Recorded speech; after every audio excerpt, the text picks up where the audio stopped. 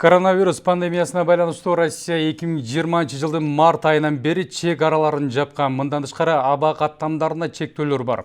2020 жылдын 1 сентябрынан тартып Россиянын аймагына кирүүгө Россиянын жарандарынын жашаганга уруксаты бар туугандары, ошондой эле Россиянын ооруканаларында дарыланууга муктаж болгон чет элдик жарандар сыяктуу категорияларга уруксат берилген. Кыргызстандан Россияга авиа каттамдар болуп көрбөгөндөй кымбаттаган, айрым учурларда Бишкек-Москва каттамы 50 миң 80 миң сомду чапшайт. Мындан тышкары эми Россияга кирүү үчүн буга шашылыш муктаждыкты тастыктаган документ талап кылынат. Айрымдар мындай документти берүү бир адамга сертификат 5 миң сомдон 10 миң сомго чейин чыгышы мүмкүн болгон учурда ачык бизнеске айланды деп жатышат. Мамлекеттик органдар өз кезегинде муну орус тараптын талаптары менен актоого аракет кылышууда. Баса белгилей кете турган нерсе, мигранттардан жыл сайын 2 миллиардка жакын акча которулуп турган экономикабыздын кабыргасы ансыз деле кайышып турган мезгилде эмне үчүн өкмөт мигранттардын маселесин чечип бере албайт деген суроо туулат. Бүгүнкү күнгө чейин өкмөттөн алгылыктуу кадамдар жасалбай, чечкиликтүү жооптор жарандары зууга элек. Саламатсыздарбы, урматтуу телекөрүүчүлөр, эфирде учурча көрсөтүүсү, анын алып баруучусу мен Нургазы Жаныбеков. Бүгүнкү көрсөтүүбүздө мигранттардын маселеси туурасында кеп кылмакчыбыз. Алгач студияга келген коноктор менен тааныштыра кетсем, Алгач Алмаз Алыбаев, Кыргыз Республикасынын өкмөтүнө караштуу мамлекеттик миграция кызматынын маалыматтык консультациялык борборунун директорунун орун басары. Ошондой эле Талайбек Базарбаев, Бишкек шаарынын тургуну. Саламатсыздарбы, урматтуу коноктор, студияга кош келипсиздер. Алгач биздин кабарчылар тарабынан жасалган бир аз чакан сюжетибиз бар, ошого көңүлүңүздөрдү буралы, андан соң биз маегибизди улантабыз. Нуржамал Жаныбек кызы жолдошу менен Орусияга кете албай барам. Билеттин кымбаттыгына карабай сатып алуу оң экенин айтат. Үйдө отура беришсе, балдарын эч ким багып бербейт. Аталган өлкөгө жетүү акысы асман чапчыса да кетүүгө мажбур. Мен бүгүн билет алалы деп келсек, по пятницам деди, но по пятницам билет 56 миң деди. Багажом деди. Анан кичине азыр эми финансыга тартыш болуп атат. Эми 100 канча миң эле ар бир Кыргызстанда шарт жок анча билет алгангачы. Желательно ошо билеттин баасын азайтып берсе, биз эми четте иштеп жүргөн калганбыз. Антпесе бизде жумуш жок Кыргызстанда, үй жай сая албайбыз. Ошонун себебинен билетке алышка туура келип атат. Эки баламды ата-энеме таштап атам. Билеттин кымбаттыгынан Нуржамал сыяктуу Орусияга кете албай жаткан мекендештер көп. Алсак былтыр пандемиянын кесепетинен сыртта иштеп жүргөн 180 миң кыргызстандык мекенге кайтып келген. Аларды кошкондо азыр өлкөдө 500 миңге чукул адам жумушу жок отурат. Андыктан бул маселени тез арада чечүү зарыл. Билеттердин баарын өкмөт субсидировать этип бериш керек. Керекпи орустун акчасы менен, рубль менен бир 5-10 миллиард рубль алып, балдарга проезддин баарын төлөп берели. Кийин 1 жыл, 2 жылдын ичинде кайра өзүлөрү төлөгөндөй кылып. Жумушчу орунду камсыз кылбасак болбой баратат. Мына азыркы көрүп атасыздар, РПП деп коет, МВДнын өкүлдөрү да бул жерде отурат. Уурулук аябай катуу күч алды бүгүнкү күнү. Анан же жумушу жок болсо, анан ачка болсо, элдер уурулукка кетет, анан каяка барышат. Ошондуктан протоколдук тапшырма берсеңиз, буну кечиктирилгис чара катары көрүп, өкмөт өзүнүн отурумунда бир айдын ичинде ушул проблеманы чечиш керек. Учурда Бишкек-Москва туруктуу аба каттамы аптасына бир жолу жума күнү гана жүргүзүлүп жатат. Каттамдарды Кыргызстандын авиатрафик жана Орусиянын Аэрофлот авиакомпаниялары аткарууда. Калган 80ден ашыгы чартердик каттамдар. Азыр ал жакка мекендештер жүйөлүү себеп болсо гана уча алышат. Эгер жарандар дарыланууга бара турган болсо, ошол жактагы медициналык мекеменин чакыруусу көрсөтүлүшү керек. Ал эми мигранттарга жумуш бере турган тарап Орусиянын таажылуу вирус пандемиясына каршы күрөшүү боюнча оперативдүү штабына кайрылганда гана учууга уруксат берилет. Ошондуктан билеттин баасы жогору болуп кетүүдө. Алар пандемия учурунда келтирилген чыгымдарды жабуу үчүн ушундай чараларды көрүүгө аргасыз болуп жатышат. Баа саясаты Кыргызстандын Орусиядан туруктуу аба каттамдарын көбөйтүү суранычы ишке ашканда жөнгө салынат. Учурда Кыргызстан Орусия тараптан жооп күтүүдө. Ал арада жогорку кеңеш өкмөткө билет наркы боюнча протоколдук тапшырмаларды бермей болду. Айперис Мынакей урматтуу коноктор, өзүңүздөр азыр баамдап көрдүңүздөр сюжетти. Эми бул маселе боюнча, негизинен билеттердин, авиа билеттердин кымбатташы боюнча, ошол Кыргыз Республикасынын өкмөтүнө караштуу мамлекеттик миграция кызматы эч кандай маселени чече албайт. Эми бул түшүнүктүү коомчулукка дагы. Жалпы жолу мен миграция туурасында сизге суроо бергим келип жатат. Миграция кызматкерлери учурда ошол мигранттардын маселесин чечүүдө кандай иш-аракеттер жүрүп жатат, кандай пландардын үстүндө иштеп жатасыздар? Ошол боюнча айтып берсеңиз. Рахмат чоң. Жалпысынан пандемия COVID-19 абалына байланыштуу былтыркы жылы миграция кызматы бир топ иш чараларды аткарды. Анын үстүндө биздин дагы Алматы конституциялык борбор тарабынан уюшулган түрдө пандемия учурунда ушул марттан баштап декабрга чейин 390 адамды Россия Федерациясынын шаарларына жумушка орноштуруп, мындайча айтканда биздин жарандар ал жерде жумуш берүүчү тарабынан төлөнгөн авиабилеттин эсебинен анан ПЦР тесттерин тапшырып, ошону менен 14 күн обсервациясын жумуш берүүчү төлөндү. Амур областына барып, биздин жарандар азыркы мезгилде иштеп атат. Жакынкы эле кечеги маалыматтар боюнча дагы айтып кетсем, 146 адам кече дагы ушул Амур областына учуп кетти биздин жарандар. Нефтеперерабатывающий заводдорго, мындайча айтканда, уюшулган түрдө Россиялык тараптан алар берген бизге заявканын негизинде биз жумуш орундары менен камсыз кылып атабыз. Жалпысынан айтып кеткенде, Россия Федерациясынан буга чейин деле биздин көрөрмандарга белгилүү болуш керек, аларга да ковидке байланыштуу өзүнүн оперативдик штабын түзгөн 300 Россия Федерациясынын буйругунун негизинде Россия Федерациясына кириш үчүн белгилүү чектөөлөр коюлганда жарандарга, бул дипломатиялык кызматкерлер, ал эми жумуш күчү боюнча бул жогорку категориядагы жумушчу күччүлөр алар кирсе болот да Россия Федерациясына. Тилекке каршы мындай массалык түрдө биздин жарандар ал жакта жогорку категориядагы жумушчу болуп эсептелбегендиктен эми анан биздин жарандар ошол азыркы мезгилде кирүүгө бир топ шарттары болуп атат. Ошону менен бирге Россия Федерациясынын биздин өкүлчүлүгүбүз бар. Ал жерде жумушчулар менен алар бир топ заявкаларын берип атат да, азыркы мезгилде бир 6000ге жакын чукул бош орундар бар биздин миграциялык кызматтачы. Ал жерде мына Россия Федерациясынын Москва шаарынын мэри Собянин, андан сырткары бир топ чоң федералдык округдардын, облустардын жетекчилери бул көйгөйдү курулуш секторунда, башка сектордо адам жетпей атат деп, мына кече жакында Россия Федерациясынын президенти Владимир Владимирович Путин айып тапшырма берип атат. 1 мартка чейин Россия Федерациясынын өкмөтү ушул чет мамлекеттен келген жарандарга жеңилдетилген түргө жумушка алып келүү боюнча тиешелүү иш чараларды карагыла депчи. Бул нерсени эмнени көрсөтүп атат? Биз жактан да, биз тараптан Кыргызстандын жарандары Россия Федерацияга барууга абдан кызыктар.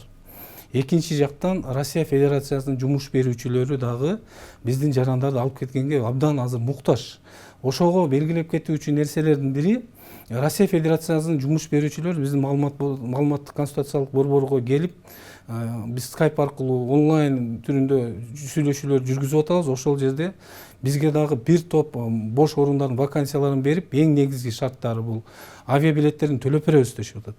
Авиабилетин төлөп беребиз, ПЦР тестин өткүзөбүз, 14 күн обсервациясы өткүзөбүз деп. Бирок ал жерде Россиялык оперативдик штабтын чечимин ушул жумуш берүүчү өзү барып, индивидуалдуу түрдө тиешелүү мамлекеттик орган тарабынан заявка берилип, алар ошол приоритеттүүн карап туруп, анан кийин уруксат берет да. Ошон үчүн бул мындайча чартардык рейстер менен биздин жарандар ошонун гана уруксаты менен азыр киргенге болот. Бир топ тоскоолдуктар болуп атат. Биз эми күтүп атабыз, ушул март айынан баштап бир топ жеңилдиктер болсо биздин жарандарга дагы мындай түзүлгөн ыңгайсыз шарттардагы бир топ жеңилдетилет деген ойдобуз. Эми айтып кетсек, бул жерде дагы бир топ бул миграциялык кызматтан аткарган иши ушул пандемия маалында дагы биздин борбор тарабынан бир топ өкмөттүн токтомдорун чыгардык да. Ал ошол мигранттардын, каза болуп калган мигранттардын өз мекенине маркумдун сөөгүн жеткизүү боюнча компенсацияны биздин борбор жүргүзөт. Ал жерде мына 3 ай деп көрсөтүлгөн да. 3 ай мөөнөтүндө жарандар келип арызын жазып, ушул 50 000 сом бир төлөөнчү төлөмгө алганга мүмкүнчүлүк болду да. Бирок өзүңүздөр деле көрдүңүздөр, ушул марттан баштап эч ким үйүнөн чыга албады. Ошого байланыштуу биз оперативдүү түрдө ушул киргизилген чектөөлөрдү өзгөчө абал мезгилинде ал мөөнөтү 2 эсе көтөрүлөт деп бекиттик. Ошонун негизинде дагы биздин ар түрдүү шарттар менен жарандар, маркумдар каза болуп калып атат. Ошол шарт түзүп мекенине келген туугандары дагы ошол компенсацияны алганга мүмкүнчүлүктөр түзүп бердик да. Ошону менен бирге эл аралык донорлор менен кошо биргеликте Россия Федерациясында жумушсуз калган биздин жарандар үйү жок болуп, жата турган жери жок болуп калган шарттар болду да. Ошондо эл аралык донорлор биздин фундаменталдуу өнүктөшүбүз бар. Эл аралык миграция уюму тарабынан дагы бир топ каражаттар берилип, шелтерларды уюштуруп, биздин мигранттардын колунда жок мигранттарга продукция жагынан жардам берип, жатаканасын төлөп, өз мекенине кайтуу боюнча дагы же ошол эле жерде Россияда жүрүп жумушу жок жумушчулардын берген заявкалардын негизинде биз дагы бир топ биздин мигранттарга жардам бергенге, жумушка орноштурганга шарттарды түз байланыш телефондордун уюштурдук. Ошону менен бирге белгилеп кетсек болот, биздин дагы миграциялык кызматтын өзүндө 2 түз байланыш телефонубуз бар. Бул адам сатууга каршы телефонубуз бар, 189 деп аталат. Андан сырткары миграция маселеси боюнча дагы түз байланыш телефонубуз бар. Ал дагы ошол Кыргыз Телеком менен сүйлөшүп, уюлдук телефондон направление, ал ошол жака жөнөтүү боюнча дагы сүйлөшүү болуп, кеп кеңеш берүүгө түз мүмкүнчүлүктөр болду. Чоң рахмат. Урматтуу телекөрүүчүлөр, урматтуу коноктор, бүгүнкү студиябызга биз ошол орусиялык авиакомпанияларды да чакырганбыз, бирок тилекке каршы бизге жооп беришкен жок, алар дагы кененирээк элге маалымат берүү максатында. Эми кийинки суроо, Талабек мырза, айтсаңыз, ошол көпчүлүктүн катарында ошол сиз дагы Москвага кете албай жүрөсүз да. Ошол жаатта кандай маселелер жаралып жатат негизи эле? Кандай кыйынчылыктар болуп жатат? Көпчүлүк адамдар, мигранттар ошол Россия жергесине барып иштеп келүү мүмкүнчүлүгүнөн бир аз ажырап турат да. Кандай мүчүлүштүктөр болуп атат, кандай кемчиликтер болуп атат, эмне маселелер жаралып атат? Проблемалар көп да. Мисалга биринчи эле авиабилеттер кымбаттап кетти. Анан күнүгө канча регулярный рейстер деле жүрүп атат, чартерный рейстерден катары. Аны ал билеттердин эле баасы эң төмөнү азыр 40 миңден жогору болуп атат, рубль менен. Сом менен билбейм, 40 миңден жогору болуп атат. Чартерный рейсте өкмөттүн мүчөлөрү дайыма айтып атпайбы? Чартерный рейсмен кетет, чартерный рейсмен деп. Аны мартка чейин карап көргүлөчү, баары 50 миңден баштап 70 миңге чейин кымбат. Ал бардык адамдын чөнтөгүнө чак келе бербейт да. Макул аны алып алсын, макул 70 миңге, 50 миңге. Даже апрелге чейин ошондой баа экен. Ошо 5-күнү кете турган рейстер. Бул эми 70 миңге ал макул, ал жерде барып канча иштейсиң, ал жөн иштеп каласың да. Анан өзүбүздүн авиакомпаниялар болсо учпайт экен. Андан сырткары эле мисалга азыр эми выживание болуп атат да, мисалга жарандар кетиш үчүн жасалма документ жасап болсо да кетип ататтар. Калп эле жерден ооруймун деп, же кээ бир чын ооруса Россиядагы медициналык представительдер менен сүйлөшүп отуруп, ошого чакыруу билет жасатып алып, ошону менен кетип ататтар. Эми анын деле баасы асман чапчырып атат. Канча мурда 12 миңден 15 миңден жасатып атат эле, бирок азыр бирок күнүгө кадимкидей эле рейс жүрүп атат. Мен билгенден Аэрофлоттон күнүгө 2 рейс кетет, Уралдан 2 рейс кетет, Москванын өзүнө эле Жуковский аэропортуна, Домодедового. Авиатрафик бул жактан бош кетет экен, кайтканда гана өзүнүн жарандарды алып кайтат. Эми жарандар орточо эсеп менен алганда ошол билеттин баасын канча сомдон сатып алып жатышат азыр учурда? Ар кандай болуп атабы баалар? Жогору да, мурдагыдан салыштырмалуу 4-5 эсе кымбат. Мисалга эң эле арзан бүгүн эле менин бир досум алды, 42 миң рубльге алды. Билеттин өзүн эле. Андан сырткары ПЦР тест тапшырат. Андан сырткары ал жактан чакыруу пригласительный келет. Негизде эмес келет. Аны канчага жасаттым билбейм аны. Кечээ эле. Анан эң арзаны ошол дагы. Ал дагы дароо кетиш керек. Москвада аял күтүп атат. Барып караш керек. Ал бул жака вынужден келген болчу, бул жакта апасы ооруп калып. Азыр эле көп болсо бир 2-3 саат мурда эле билет алды.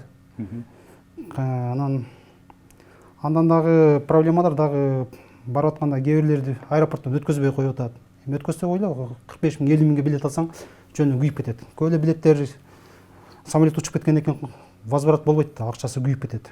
Ал жагын эсептеш керек. Анан ошол эле биздин кошуна мамлекетти Өзбекстандан да самолеттер учуп атат Ташкентке. Аларда канча 22 миң 23 миң рубль менен учуп атат бизге салыштырмалуу.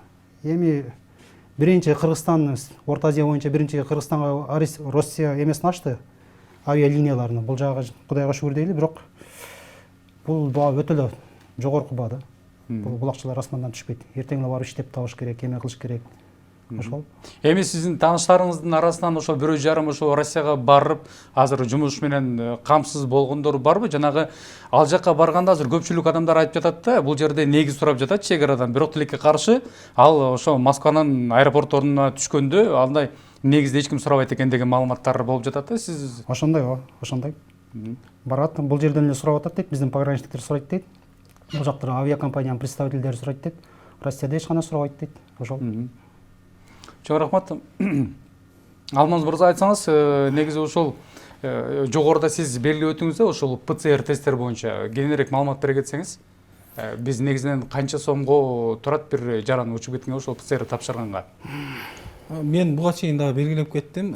ПЦР тестте ковидке барбы жокпу боюнча биздин өнүктөштөрүбүз төлөйт. Биз уюштурулган түрдө жумушка орноштуруп аткандан кийин биз мында каражат маселесине киришпейбиз. Бирок ошону менен бирге мына массалык маалымат каражаттарында бардыгында айтып атат, 1750 сом турат ПЦР тест деп атат. Бул кошумча дагы лабораториялар жакында уруксат алыптыр. Ошонун негизинде биз финансалык жагында маалыматты канча сом болорун биз мында официалдуу түрдө берилген маалыматтардын негизинде айта алабыз. Негизинен жалпысынан биздин жарандар региондон келип бул жерге жашап, ПЦР тестти тапшырып, 3 күн күтөт да, 3 күн же 1 күн күтөт. 3 күндүн ичинде ПЦР тест действительно болуш керек. Бардыгын топтогонун жумуш берүүчү атайын бул жерде шелтерлерди алып, ошол 100 кече 146 адам кеткен болсо, ошолорду биз уюштуруп бердик, чакырдык. Бирок каражаттардын бардыгын жумуш берүүчү өзү төлөп берип атат. Андан сырткары мына Кыргыз өкмөтүндө мен 12 декабрда дагы жыйын болгон, ал жерде протоколдук тапшырманы берген вице-премьер-министр Новиков. Ошол жерде ушул авиабилеттерди биздин жарандарды мындай жөнөтүү, жумушка орноштурууда жөнөтүү боюнча алгоритмди иштеп чыккыла деп биздин миграциялык кызматка, Тышкы иштер министрлигине тапшырма берилген. Биз бул алгоритмди азыркы жөнөтүп аткан адамдарды, мындайча айтканда биз жөнөткөн 500гө жакын пандемия учурунда жөнөткөн адамдар бул тирүү адамдар да, булардын аты жөндөрү, биз менен болгон келишимдердин бардыгы бар. Ошол алгоритмди Тышкы иштер министрлиги менен кошо биргеликте иштеп чыгып, Россиянын Роспотребнадзор деген органы бар. Ал именно ошол чектөөлөр боюнча мына сиздер айтып аткандай кайсыл мындай сурап атат го, мына кандай мезгилде болот, эмне себептер дейт элементтер бар да, ошол элементтерди толугу менен ошол алгоритмди Россия тарап менен иштөө боюнча биздин буга чейин белгилеп кеткен ал жерде миграция кызматынын Россия Федерациясында өкүлчүлүгүбүз бар. Алар бул боюнча дагы 2 жолу кат жолдоп, ушул алардын жообун күтүп атабыз азыркы мезгилдечи. Не дегенде, чындыгында айтканда Россияга кетүүчү адамдардын саны бар. Учуп кетүүчү учактар аз болуп атат, айтканда. Эми ошону алгоритмин ойлоп табуу, мындай макулдашуунун негизинде бул ошол өкмөттүн 12 декабрындагы токтомдун протоколдук тапшырманын негизинде бул иш алып барылып атат да. Бирок эми мындайча айтканда бул Россия Федерациясы бул мындайча айтканда эгемендүү өз алдынча мамлекет. Анын өзүнүн тышкы ички саясаттары бар, өзүнүн коопсуздук боюнча дагы бир алгоритмдери бар да. Ошого ылайыктуу булардын да өзүнүн тартибине ылайык бул боюнча иш жүрүп атат. Тилекке каршы бирок азыркы учурда эми элдин талабы бул батыраак барыш керек, мындайча айтканда барьер болуп калып атат да. Бул барьерди Кыргыз өкмөтү тарабынан кылынган барьер эмес да. Бул Россия Федерациясынын өзүнүн коопсуздугун чектөө, коргоо үчүн дагы жасалган, бул Кыргызстан эле үчүн эмес, башка мамлекетке дагы, мамлекеттерге бирдей жасалган иш-чаралар деп эсептейм да. Эми дагы бир суроо бергим келип жатат. Ошол азыр мынакей Талабек мырза дагы баса белгилеп өттү да, бир нече документтер керектелет деп. Ошол сиз ошо мамлекеттик кызматкер катары айтсаңыз, азыркы бизди көрүп жаткан жарандарыбыз көпчүлүк бөлүгү, мисалы үчүн Москвага жөнөп жаткан жарандарга кайсыл документтер керектелет негизинен? Эң башкысы. Эң негизги Россия Федерациясына кирүүгө азыркы мезгилде ID карт менен кирсе болот, андан сырткары жалпы жарандык паспорт менен кирген болот. Бул тиешелүү түрдө бул биринчи фактор. Экинчи фактор ковидтин жоктугу жөнүндө ПЦР тест керек ал жерде өтүү боюнча. Жөнөкөй рейс менен кеткен адамга. Ал киши ошол рейс менен бара бергенге мүмкүнчүлүгү бар. Ал эми биздин жарандар чартердик рейс менен кете турган болсо, ал жерде 14 категория бар. Ошол 14 категориянын ичине биздин жаран туура келиш керек. Мен буга чейин белгилеп кеттим. Ал жерде дипломатикалык, консулдук кызматкерлер, анын үй бүлөсү, эгерде биздин жаран Кыргызстан жараны болуп, бирок анын жубайы Россия биринчи категориядагы туугандары деп эсептелет да. Ошолор Россия Федерациянын жарандары боло турган болсо, алар киргенге мүмкүнчүлүгү бар да.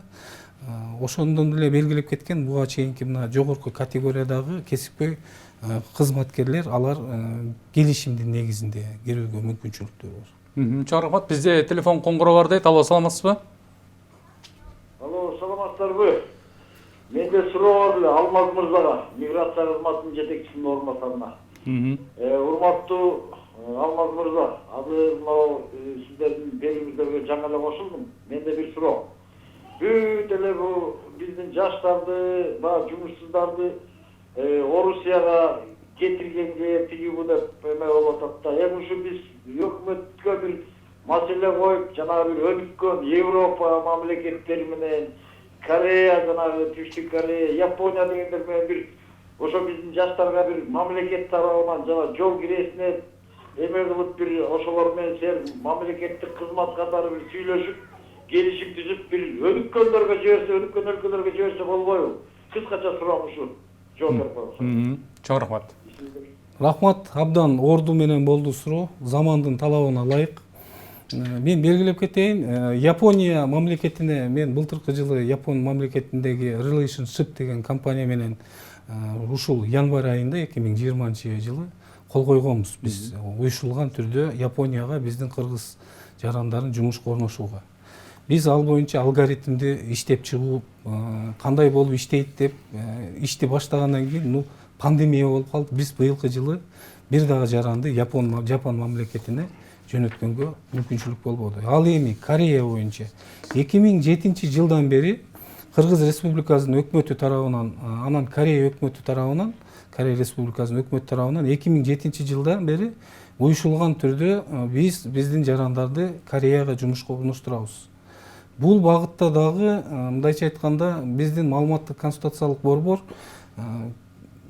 тынымсыз эле мындай тышкы эмгек рыногун диверсификациялоо боюнча иш-чараларды жүргүзүп атабыз. Мына Болгария мамлекети менен дагы бир келишимдер боюнча өкмөт аралык келишимдерди биз тышкы иштер министрлиги менен кошо ишти алып барып атабыз. Ал жакта Болгария мамлекети дагы биздин жарандарды жумушка орноштурууга кызыктар. Ошону менен бирге мындай Сабут Персидский заливдеги мамлекеттер менен биздин жарандардын эң негизгиси чет мамлекетке жакшы жумушка орноштуруп, ал жерде жакшы майына менен камсыз кылуудан сырткары биздин миграциялык кызматтын бир негиздөөчү дагы бир иш-чаралардын бири ошол мигранттарды өз мекенине келип, экономикасына салым кошуп, ошол жерде үйрөнгөн, билген бир мындайча айтканда билимдерин кайра өз мекенине калтыруу. Бул боюнча мына көптөгөн факторлорду көрсөтүшү мүмкүн. Мына ошол эле Корея боюнча 2007ден бери иштеген болсо, мына 2010 жылдан баштап биздин Кореяда жүргөн мигранттар ушул жерде кичи ишканаларды ачкан. Ошолордун аты жөнүнө чейин деле айтып берсе болот. Алар кандай жумуштарды аткан? Ошол мезгилде мына азыркы айнек терезелер, пластик айнек терезе боюнча кичи ишканаларды ачып, бул жерде жумуш орундарын түзүп, өзү Кореяда мигрант болуп жүргөн да. Бул дагы мындай өтө жетишетүү, мындай үлгүлүү көрсөтүүчү факторлордон бар да. Эми ошол боюнча дагы биздин миграция кызматы дагы иш-чараны көрүп атат. Бирок тилекке каршы биздин жарандар мамлекеттин, биздин органдын тейлөө кызматына өзүнүн кайдыгер мамилесиде өз алдынча эле жумуш издеп кетип калган үчүн биздин программаларыбыз боюнча көп маалымат жок болуп атат да. Бизде дагы бир коңгуроо бар дейт. Алло, саламатсызбы? Алло.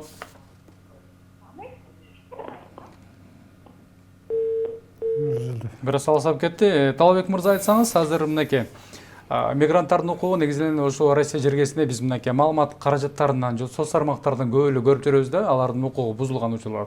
Ушул сиз ошол Москва жергесине жолусо деги эле Россияга барганда сиздин укугуңуз бузулуп же болбосо ошол маселелер жаралганда ошо миграция кызматкерлери тарабынан сизге бир кандайдыр бир жардамдар көрсөтүлдү. Азыр баса белги өттү, Алмаз мырза дагы бизде дагы ошол Москвада дагы өкүлчүлүгүбүз бар деп жатат. Москвада өкүлчүлүк боюнча кыргыздарга кандай жардам көрсөтүп жатат сиздин маалыматыңыз боюнча? Мен өзүм андай маселелерге деле кабылган жокмун, бирок посольствого, бирок миграциянын кызматынын Москвада өкүлчүлүгү кайда жайгашканын жакшы билем. Бирок барсаң аба көрөт, кээ бирлер айлыгымды ала албай калдым деп бараттар, кээ бирлер жумуштан айдап жиберди деп бараттар, арызданып. Кээ бирлер милиция тосуп документимди алып койду деп баргандарды көрөм. Анан көрүп атам, эгер Орто Азиядагы элчиликтерге жана миграция кызматтарына башка өлкөлөргөчү, Өзбекстан, Тажикстанга салыштырмалуу биздикилер оперативно жакшы иштейт аларга карагандачы. Себеби көрүп турам, кээ бирде ошо балдар айтат, милицияга түшүп калганда же, полицияга телефон чалсак ошо юристтер келип чыгарып кетти деп койгон. Кудайга шүгүр, мен андай маселелерге жаралган жок. Себеби мен Россияда өзүм окуйм, студентский билетим бар. Анча деле андай проблемалар жаралды. Эми жакын арада качан кетейин деп жатасыз? Ошол маселелер жаралып жатат.